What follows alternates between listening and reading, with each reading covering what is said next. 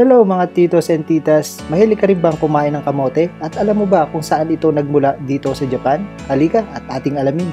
Ang Japanese sweet potato or tinatawag na Satsuma Imo dito sa Japan. Mayroon itong red tone purple na kulay ng balat at creamy white naman ang laman. At ito ay nagiging creamy yellow color after na may luto. Ang isa sa mga paboritong luto ng Satsuma Imo or kamote dito sa Japan ay tinatawag na Yaki Imo or roasted Japanese sweet potato. Marami itong benepisyo sa katawan at nagbibigay ng good source of energy at mayroon ding mataas na carbohydrates at dietary fiber.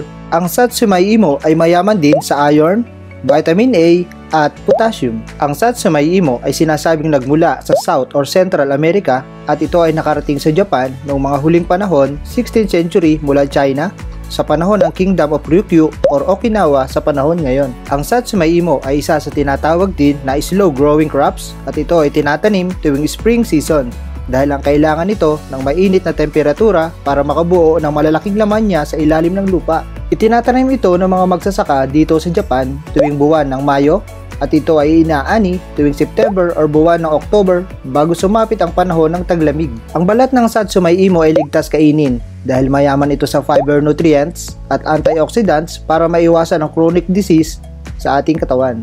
Mayroon ding iba't ibang klase or variety ang Japanese sweet potato at ito ay ang Okinawa purple na medyo maputi ang balat at ang Satsuma Imo na reddish ang balat at creamy white naman ang laman. At ang Murasaki or parang ube ang balat at laman niya. Isa rin ito sa tinatawag na autumn flavors of Japan dahil ito ay na-harvest sa tuwing panahon ng taglagas. Inaabot ng mahigit 3 buwan or 95 days bago ito anihin at yung iba naman ay mas maaga itong hinaharvest at hindi gaanong pinapalaki.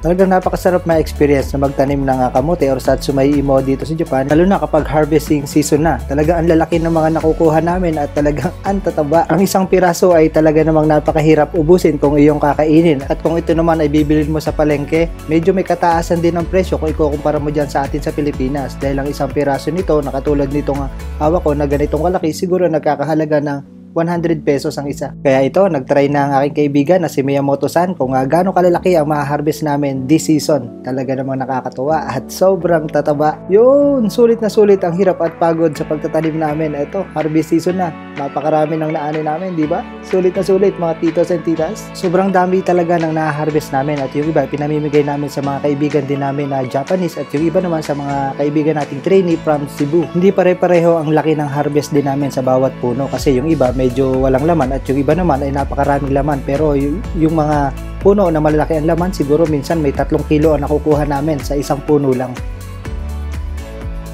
So hanggang dito na lang po mga titos and titas, marami pong salamat, sana ay may natutunan kayo sa ating munting video. See you again next time, be humble and God bless, bye bye.